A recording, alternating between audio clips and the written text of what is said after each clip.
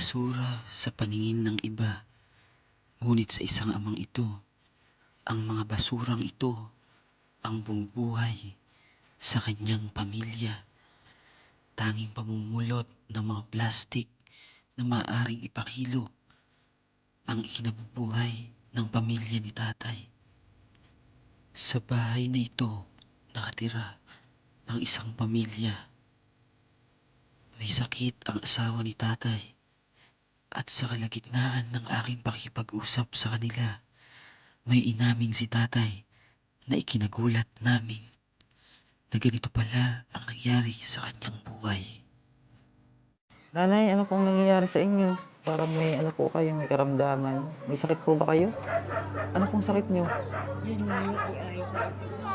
May UTI Paano po. po ng ibang sakit ko? Hindi nyo pa alam kung ano ibang sakit nyo. Bakit nanay, may iba pa kayo nararamdaman? Masakit yung dibdib, masakit yung ulo. Hindi kayo nakakahinga? Hindi ko mapacheck up ng pera. Oo. Si nanay po 40 plus, kayo po 65. Bakit po tay? Bakit kayo 65 Pagkaya years ko old? nga. Nakulong kayo tay? Nakulong si tatay. Bakit po kayo nakulong? Kasi ganito yun yung pangyayari na kaya Opo. ako nakulong. Nakapatay kayo, dalawa.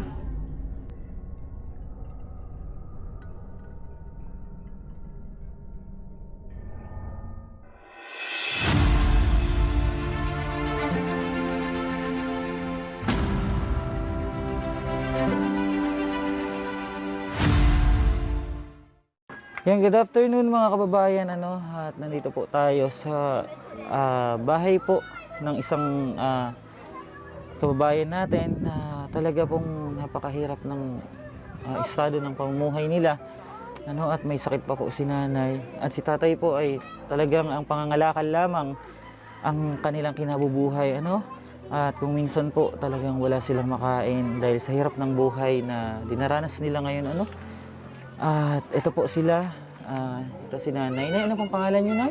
Jacqueline. Si nanay Jacqueline. Ilang taon na kayo, nanay Jacqueline? 43 na kayo. Kayo po tayo, ano pong pangalan niyo? Bernardo Carpio. Si Taray Bernardo Carpio. Ilang taon na po si Taray Bernardo? 65 years old. May mga anak po kayo? Siya lang. Isa lang. Oo, nasa labas po. Oo. Nakakulib. Binata na. Oo. Nag-ano rin siya, nangunguha din siya ng kalakal minsan. Oo, at mga kababayan, talagang nakakaawang kalagayan nila nanay dito. At dito lang po sila nakatira sa maliit na bahay na ito, At talagang hindi ko lubos maisip kung paano po yung sitwasyon nila dito nung may bagyo. Nay, kamusta kayo nung may bagyo dito? Lumipit kami. Umalis kayo dito. Talagang iniwanan niyo to. Lumubog to. Malalim, kaya wala kayong matulugan. At kamusta po ang buhay niyo ngayon? Walang pagbabago. Nangangalakal po kayo, yung trabaho niyo, yun po. Gaano kahirap tatay mga lakal? Sobrang hirap. Titiisin mo yung init, yung pagod at saka init, Oo, basta may makakain lang. Yun lang importante. Nakakamagkano kayo tatay sa isang araw? 150 ang kinita nyo. Paano nyo napagkakasya yung 150 sa maghapon? Bukas kayod na naman. Kumbaga isang kahig, isang tuka talaga yung nangyayari sa buhay nyo, Nanay, ano pong nangyayari sa inyo? Parang may po kayo, may karamdaman. May sakit po ba kayo? Ano pong sakit nyo? Yun nga yung UTI. May UTI Paano po. po ng ibang sakit ko? Hindi nyo pa alam kung ano ibang sakit nyo. Bakit nanay, may iba pa kayo nararamdaman? Masakit yung dibdib, masakit yung ulo. Hindi kayo nakakahinga? Hindi ko mapacheck up ng pera. Oo, kailangan mapacheck up tatay, si nanay, dala ng kahirapan, kaya hindi nyo magawang pumunta sa hospital, magpa-check up, Yun lang nanay nararamdaman mo, dibdib lang. Sa pag-ihi nyo, kamusta? Okay naman. Okay naman. Talaga minsan nasumpong lang UTI. Hindi ko. Oo. Huwag kayong kumain ng maalat. Bawal. Kaya sa pinapain ko kahit kape. Oo, kahit kape, wag muna. Kasi may UTI si nanay. Oo. Ay, natin tinilang ko. Ano pong Ano pong inulam nyo kanina? Tilapia. Nakabili kayo ng tilapia. Binigay lang sa inyo yung tilapia. Binigyan lang ng nanay ko. Oo, binigyan lang daw po sila ng tilapia, para may maiulam. Parang masyado pong malayo yung gap po ng edad nyo ni nanay. Si nanay po 40 plus, kayo po 65. Bakit po tayo? Bakit kayo 65 years old? Umaya ko galing ako ng iba eh. Oo. Nakulong kayo tay? Nakulong si tatay. Bakit po kayo nakulong? Kasi ganito yun yung pangyayari na kaya Opo. ako nakulong. Mm-mm. Nung bata pa ako, edad ko mga 23. Nagkatuwa kami ng barkada ko na Mm-mm. beer house. Mm-mm. Wala na ako pinasa ulo eh. Pinalo kayo sa ulo. Siyempre, ako. Hindi ko na makalain, mapapatay ko yung dalawa. Nakapatay kayo, dalawa. Kaya sumurrender ako. Mm-mm. Kapatay ko na dalawa, sumurrender ako. Mm-mm. Salamat naman ako nila, pati ako na nasaktan. Mm-mm. Nakulong ako. Nakulong kayo ng mahabang panahon. Ilang taon tayo? 25 years. 25 years. Dinala ko sa Palawan. Ang hirap. At nung pagkalaya nyo, ayun na nagkakilala na kayo ni nanay. Paglaya ko, tumuloy ako sa kapatid ko. Mm-mm. Sa kung ilang buwan, pumunta ako dito sa Santa Rosa. Mm-mm. Naghanap ako ng trabaho. Kapag trabaho naman ako doon, yung napapadyak, Mm-mm. Nagpe-pedicab. doon ko siya nakilala. Oo, yung pala ang kwento ng buhay nila tatay. Tay, nakulong kayo ng mahabang panahon. Anong maipapayo nyo sa mga kabataan ngayon na talagang may mga kabataan talaga na minsan hanap nila gulo? Anong maipapayo mo sa kanila, tay? Ang sasabi ko lang sa mga kabataan, kagaya ng kabataan ko na konting lamig lang, konting paisensya. Isipin kasi bago gumawa ng isang bagay, isipin mo na kung anong kahinatnan. Kasi mahirap pasukin ng isang bagay na mahirap labasan. Tama yun, tatay. Madali pumasok pero hirap lumabas. Opo. At napakahabang panahon, no? Ang hirap na pinagtiis ko. Halos nalulungkot ako. Umiiyak ako. Malayo ako sa magulang ko eh. Walang nadalaw sa inyo. Iniisip ko rin sila eh. Tapos 5 taon nila ako pinagtiis ang dalawin. Hindi na ako nagpadalaw kasi naisip ko, bibigay na sa akin, kakainin na lang ng pamangkin ko. May kiyama pa ako, pinagtiis ako. Pero sinubukan ko ng solo. Nung nabuhay naman ako mag-isa. Ang hirap, ang lungkot. Malayo, wala na kami komunikasyon. Ang hirap ng buhay sa loob ng kulungan. Kaya, Papayo ko sa mga kabataan, huwag nang gayahin yung ginawa ko. na nangyayari sa buhay niyo, tatay. Pasensya at pangunawa lang hanggat kaya.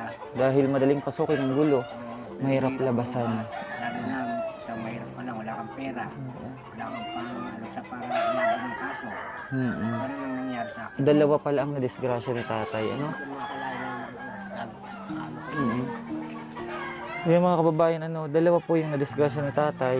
At yun po yung dahilan kung ba't nakulong siya ng 25 years. Napakatagal na panahon po. At yun ang payo ni tatay sa mga kabataan. Lalo na ngayon, mapupusok. Mga kabataan ngayon talagang paggulo. Ayan po, konting control sa sarili. At matuto tayong magparaya. Magparaya, magpasensya. Dahil kapag pinasok na yung gulo, talagang mahirap na tong labasan. At ayun nga, ito si nanay. Si nanay po ay humingi po ng tulong para po dito sa kanyang kalagayan dahil may sakit sila. At ang tanging tinitirahan lang po nila ay ito, napakaliit na bahay. At isang kayod, isang tuka lang po silang mag-asawa. Napakahirap ng buhay nila dito. Nanay, gaano kahirap yung buhay niyo, nay? Sobrang hirap. Minsan di kayo nakain. Po, tubig lang ang iniinom nyo. Wala kayong ulam, kanin. Buti nanay na survive nyo yung maghapon. Talagang nasanay na sa ganung klase ng buhay. Mayat na nga siya eh. Mapayat na po siya dati, mataba po talaga siya. At pag hindi naagapan nanay, baka lalo pa kayong pumayat.